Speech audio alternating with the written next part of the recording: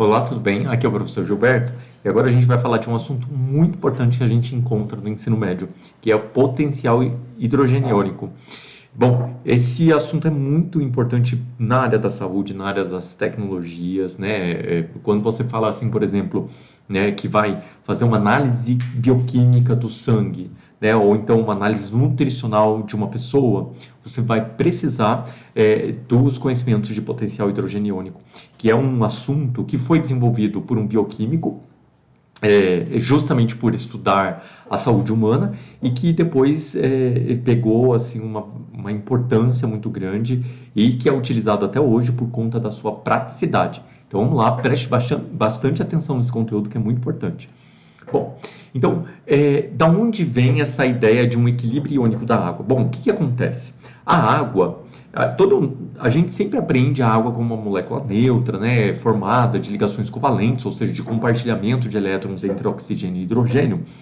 Porém, existe um fenômeno que os cientistas evidenciaram na água, que é a autoionização da água. Ou seja, olha só, acompanha aqui comigo. Duas moléculas de água são capazes de reagirem entre si produzindo dois íons, né? O cátion hidroxônio, ou hidrônio, que é o H3O+, e o ânion OH-, que é o ânion hidroxila. Então veja, duas moléculas neutras, né, que não têm carga, formadas única e exclusivamente por ligação covalente, reagem entre si com a transferência de elétron de um desses hidrogênios para o outro oxigênio, produzindo, de um lado, um cátion, carga positiva H3O+, e um ânion, carga negativa OH-. Então, a ionização da água acontece, né? Então a gente chama de autoionização da água. Pois bem, a 25 graus, a água está líquida. Então, nesse intervalo, né, de temperaturas onde a água está líquida, acontece a autoionização da água. Né? E a gente representa isso através de uma reação reversível e que, portanto, a temperatura constante atinge um equilíbrio químico, né? Onde a velocidade da reação direta de produção de íons e a velocidade da reação inversa, ou seja, os íons reagindo para formar água neutra novamente, acontece com a mesma velocidade. Pois bem, essa forma completa da reação, ela também ganha, né, uma forma simplificada.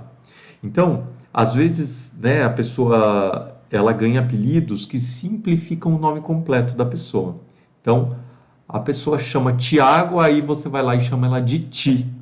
Então, esse Ti é uma forma simplificada de uma representação completa, que é o nome Tiago. A mesma coisa a gente vai usar aqui. Então, ó, a forma completa é essa reação de duas moléculas de água, e a forma simplificada, você diz que só tem uma molécula de água formando H+ e OH-. Veja, o OH-, o ânion, ele continua com a mesma representação. A única coisa que a gente simplificou foi o cátion H3O+, por um próton H+. Tá? Essa simplificação pode ser feita, mas ela sempre que você encontrar o H+, você está, na verdade, se referindo ao cátion da sua forma completa, que é o H3O+. Então, fique atento nisso. É mais comum, por conta da praticidade, a gente representar através do H+, mas é sempre bom a gente lembrar que essa reação simplificada, ela está, na verdade, se reportando a duas moléculas de água e o H+ ao H3O+. Tá bom? Então, essa é a forma simplificada. Bom, se a gente olhar de novo para esse equilíbrio químico, né, da forma simplificada, H2O produz H+ e OH-, então, todo equilíbrio químico tem uma constante de equilíbrio. Essa constante de equilíbrio, então, vai ser, lembra, a concentração molar, que a gente vai representar em colchetes, né, a concentração molar de H+ vezes concentração molar do OH-, lembra que é sempre, no sentido direto, H+ e OH- são produtos, então é sempre produtos sobre reagentes, então dividido pela concentração molar da água. Porém, essa água está líquida, por exemplo, um copo de água, um balde de água, a reação está acontecendo lá, mas o principal componente é a água. Os componentes H+ e OH- estão acontecendo em pequeníssimas concentrações muito diminutas. Portanto, se diz que a concentração molar da água nesse equilíbrio químico, ela não se altera ao longo do tempo. Portanto, a concentração molar da água, ela é considerada constante. Se ela é constante, ela foi incorporada no valor dessa constante de equilíbrio químico. Então, como a concentração molar da água se torna constante por ela ser o principal componente desse equilíbrio, então ela é incorporada na constante. Constante de equilíbrio químico vezes concentração molar da água vai chegar aqui num novo parâmetro que a gente vai chamar de Kw. Esse Kw, W de água em inglês, então significa que é a constante que se obtém quando se multiplica a concentração molar de H+, vezes a concentração molar de OH-. Mas, professor, da onde veio o H+ e o OH-? Veio da água. Lembra? A água se quebra produzindo cátions, H+ e ânions OH-. Então, esses íons são produzidos da água. Claro, são produzidos em muito pequena quantidade, mas eles estão presentes. Então, este produto da concentração de H+ e de OH- é o que a gente chama de Kw. Então, Kw, na verdade, ele é uma expressão que é o produto de H+ e OH-, aonde a concentração molar da água foi incorporada na constante de equilíbrio anterior, tá? Então, Kw é super simples. Professor, o que é o Kw? É concentração molar de H+ vezes concentração molar de OH-. Da onde vem isso? Da autoionização da água. Então, a água líquida se autoioniza. A temperatura ambiente, os químicos já descobriram que uma água neutra, ela possui uma concentração molar de H+ de 1 vezes 10 a menos 7 mol por litro. Lembra que eu falei que era pequenininha a concentração? Então, 1 vezes 10 a menos 7 mol por litro. Ou seja, a cada 1 litro de água pura, você tem 0,00001 mol de cátions H+.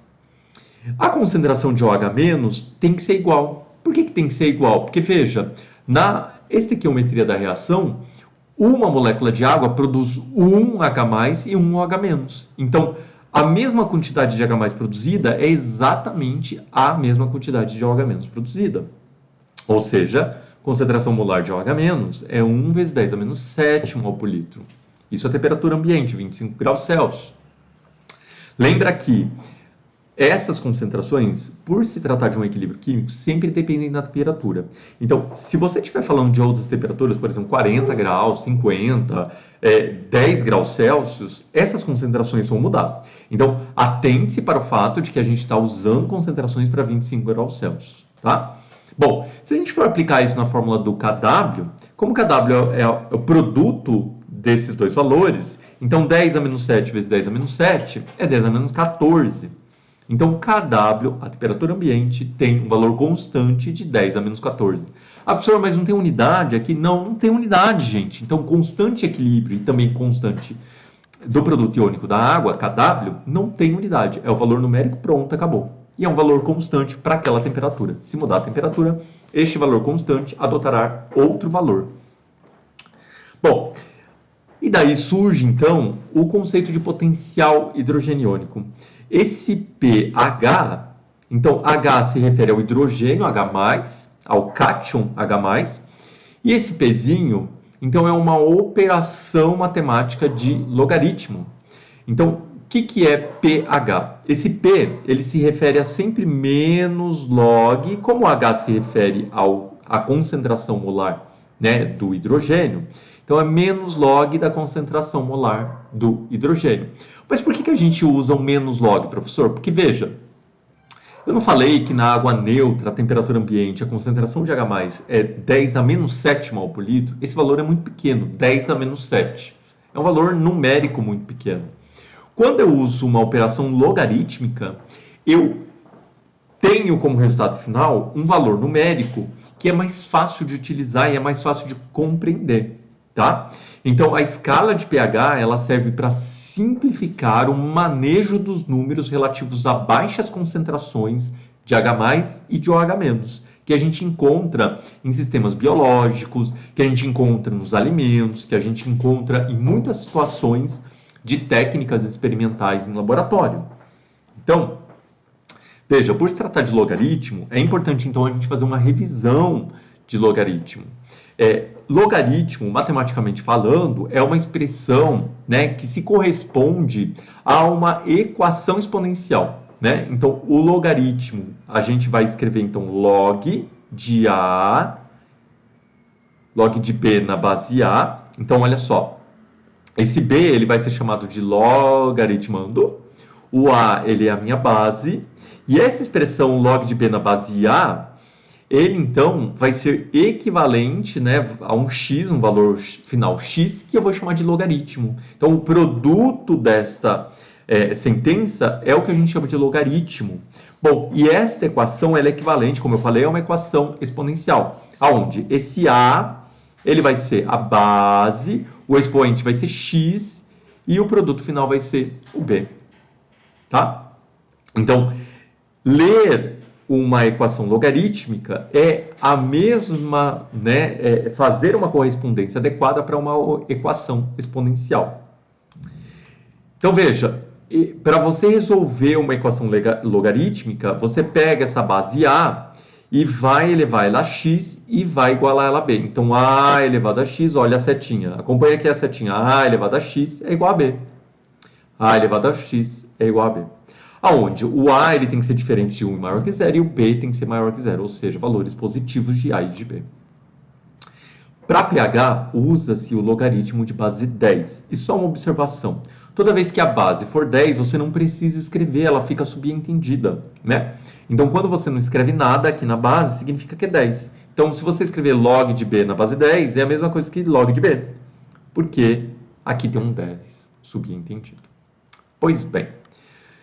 Então, como é que eu faço, professor, para determinar o meu pH a partir da concentração? Então, veja, calcule o pH de uma solução de concentração de H+, 10 a menos 3 mol por litro. Lembra que eu falei que o pH é uma forma da gente obter valores numéricos de concentrações, né, que remetam à concentração, mas que são mais fáceis de manipular? Veja, essa concentração é um valor muito pequeno, 10 a menos 3. Se eu fizer a aplicação da fórmula do pH, fica mais fácil, ficam números mais simples de manejar. Então, olha, pelo conceito pH é igual a menos log de H+, então pH é igual a menos log de 0,001, então 10 a menos 3 é 0,001.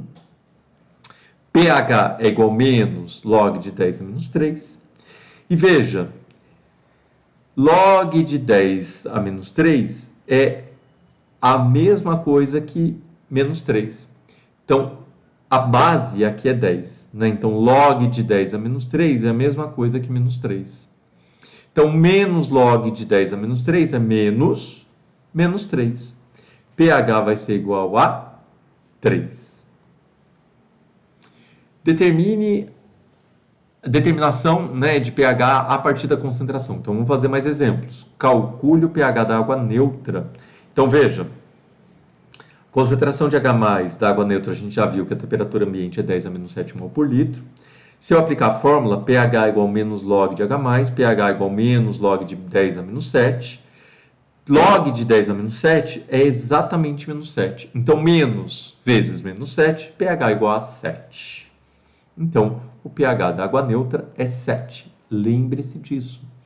pH da água neutra equivale a 7, a temperatura ambiente. Calcule a concentração de H+ de uma solução de pH 12. Então, agora a gente está fazendo um exercício invertido. Eu dou o pH e eu quero saber a concentração do H+. Vamos lá. Pela fórmula, você sempre vai utilizar a fórmula para resolver esses exercícios. Pela fórmula, pH igual a menos log de H+. Então, menos pH, né? Eu multipliquei tudo, os dois termos por menos 1. Então, o menos que estava no termo da direita passou para cá, para a esquerda. Menos pH igual a log de H+. Então, menos pH, veja, o log aqui é a base 10, né?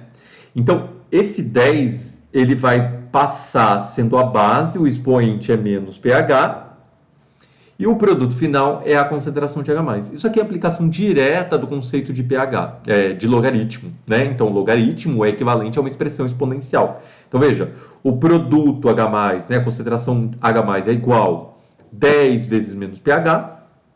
Então, esse 10 que estava subentendido aqui como base do logaritmo, ele vai passar a se tornar, então, a base da minha expoência, né, da minha equação exponencial, melhor dizendo. Então, o expoente vai ser menos pH. Então, 10 a menos pH, o pH equivale a 12, concentração molar de H+, é igual a 10 a menos 12 mol por litro. Então, esse é o meu produto final, tá?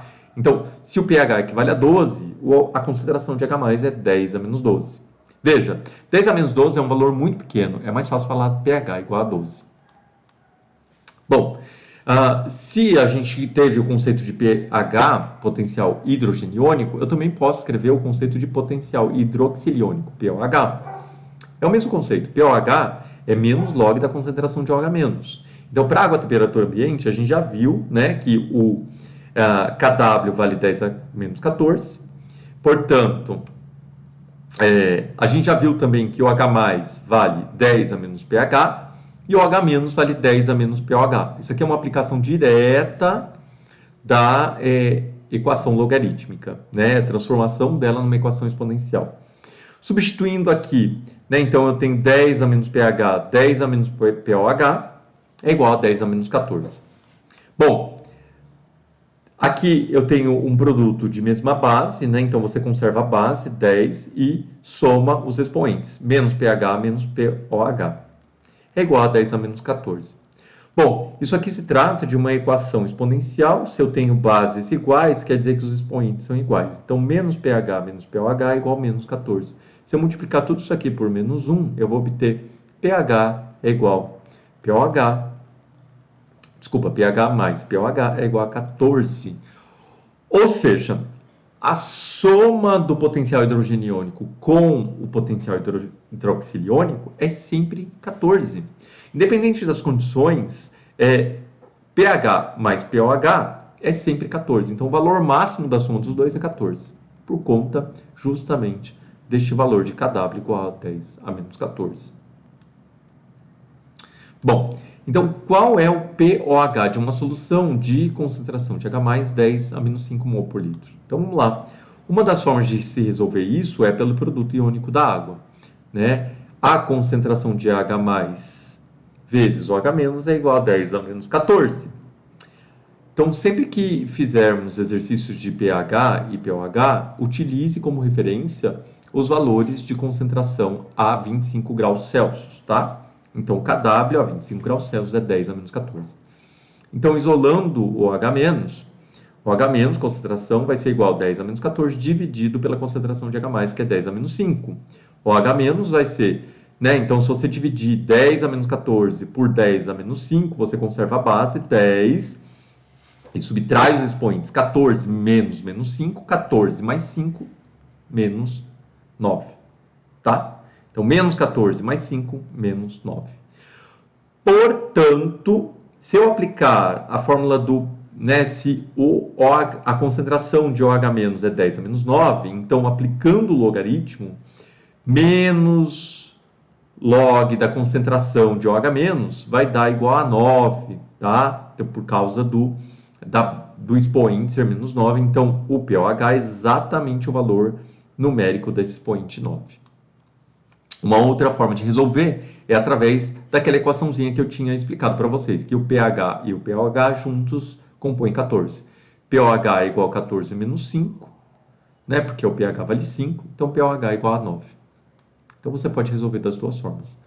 Bom, e aí então esse químico que desenvolveu o conceito de potencial hidrogeniônico, que é o Sorensen, que está aqui dando um sorrisinho para vocês, o que ele, né, então desenvolveu? A escala de potencial hidrogeniônico. Então essa escala, ela diz o que para a gente? Que o valor numérico de pH valendo 7, eu digo que o sistema está neutro, ou seja, a quantidade balanceada de hidrogênios H+ e OH- hidroxilas está igual. Portanto, o meio está neutro. Valores de pH menores do que 7, ou seja, de 0 a 6, eu digo que o sistema está ácido. E valores de pH maiores que 7, de 8 a 14, eu digo que o meio está alcalino. Lembrando que quanto mais perto das extremidades dessa escala, mais ácido ou mais alcalino está o meio. Ou seja, para os meios ácidos, de 0 a 6, o pH mais próximo de 0 indica maior concentração de H+, maior acidez. O pH mais próximo de 6, ou de 7, melhor dizendo, indica uma solução com menor concentração de H+, menor acidez. O contrário é verdadeiro. Então, para meios alcalinos, quanto mais próximo do valor 14 o pH, mais alcalino está o meio, maior a concentração de OH-. Porque o que indica o meio estar alcalino é ter mais concentração de OH- do que de H+. E agora, se ele está próximo do 7, por exemplo, o 8, se diz que é um meio ligeiramente alcalino, ou pouco alcalino. Tem uma maior concentração de H+, de OH-, melhor dizendo, mas não é muito alta. Bom, então se criou uma escala de pH. Essa escala ela permite, né, a gente classificar vários produtos de interesse, né, em relação à sua escala, e a gente consegue verificar se esse produto é ácido, básico ou neutro. Ele vai ser ácido quando a quantidade de OH for menor do que a de H+, ele vai ser neutro quando a concentração de H+ e OH- for idêntica, e ele vai ser básico quando a concentração de OH- for maior do que a de H+. Então vamos ver alguns exemplos, né, de produtos ácidos, ou seja, de pH abaixo de 7. Olha aqui, o ácido clorídrico de laboratório, o ácido sulfúrico da bateria de automóveis, o limão tem pH 2, né? O ácido sulfúrico de bateria de automóveis pH 0,8, ou seja, bem baixo, né? Então aqui você tem um risco de acidente, né, de corrosão. Se você tiver contato da sua mão, por exemplo, com esse ácido, ele é extremamente forte, extremamente ácido. O limão tem um pH em torno de 2. O suco gástrico, pH em torno, né, entre 1 e 2, próximo de 2, depende da pessoa, mas é um pH bastante ácido, né?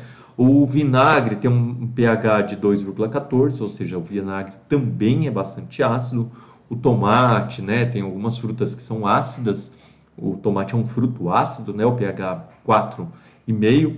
A água da chuva tem um pH mais ou menos de 5,5, ou seja, a água da chuva ela é ligeiramente ácida. O leite depende, né, muito do leite, mas assim, em torno de 6,4, próximo a 7, o pH. A água da torneira tem um pH de 7, ou seja, a água da torneira é um meio neutro. Já o ovo, a gente tem um produto mais alcalino. A soda cáustica é alcalina, sabonetes, sabões, detergente, é tudo alcalino. Leite de magnésio, amônia, alvejante, água sanitária são exemplos de soluções ou misturas alcalinas, ou seja, a concentração de OH- é maior do que a de H+.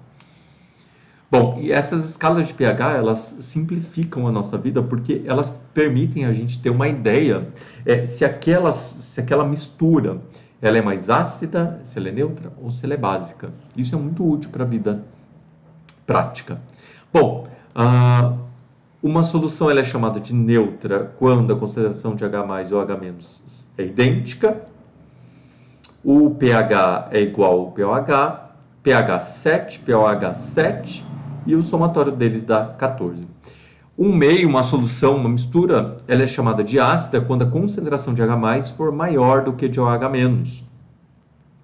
Então, o pH está maior do que o pOH, o pH está menor que 7, pOH maior que 7 e o somatório ainda dá 14. E uma solução ela é chamada de básica quando a concentração de H+, ela é menor do que a de OH-, tá? Então, pH é menor do que pOH, pH é maior que 7, pOH menor que 7 e o somatório sempre 14. Bom, algumas aplicações disso, né? Por exemplo, a chuva ela é ligeiramente ácida, em torno ali o pH de 5,6. Se ela é ligeiramente ácida, quer dizer que Na água da chuva tem mais íons H+, do que íons OH-. Mas não é tanto mais, é um pouquinho a mais. Mas, professor, qual a diferença da água comum para a chuva ácida, né? Da água da chuva comum para a chuva ácida? Bom, já que a chuva natural ela é ligeiramente ácida, para a gente chamar a chuva de chuva ácida, como aquela decorrente, por exemplo, né, de uma região poluída, uma cidade grande como a São Paulo, que tem muitos gases poluentes na atmosfera que acidificam a água da chuva. Bom, a água da chuva ela é ligeiramente ácida, mesmo em regiões menos poluídas ou regiões mais naturais, como uma floresta. Porém, quando a acidez dela for menor que 5,5, o pH, quer dizer que a concentração de ácidos naquela água da chuva está ficando exacerbada e a gente vai classificar essa chuva então como chuva ácida. Lembra que a chuva comum ela é ligeiramente ácida, mas não é muito. Agora, quando o pH da água da chuva, se você medir, der menor que 5,5, a gente caracteriza essa chuva como uma chuva ácida, que pode ser decorrente de poluição atmosférica ou então por uma questão tanto produzida pelo homem, né, como as indústrias, as cidades grandes, ou uma poluição atmosférica produzida, por exemplo, por um vulcão, né, que libera gases ácidos que acidificam a chuva também. Mas normalmente a chuva ácida é provocada pelo ser humano. Bom, então essa palavra meio, né, aqui ela representa um sistema e aqui se refere a misturas aquosas. Então, alguns exemplos de meios ácidos, o suco gástrico, aquele do estômago, portanto, a pessoa, né, existe uma doença que é chamada gastrite, onde a pessoa ela vai ter uma inflamação da parede do estômago e aí ela produz menos material, um muco que protege o estômago da acidez. Então, essa acidez acaba atacando a própria parede do estômago e a pessoa sente muita dor por conta dessa acidez do suco gástrico. E essa acidez, ela é muito boa, por exemplo, para nos proteger de bactérias, né, de micro-organismos que a gente acaba ingerindo na nossa alimentação e na água que a gente bebe, mas que ao chegar nessa acidez estomacal, essa acidez ela dá conta de destruir muitos desses patógenos. Então, isso é muito bom. Além de que essa acidez exacerbada é boa também para fazer a digestão dos alimentos, né? Então, essa acidez toda digere os alimentos.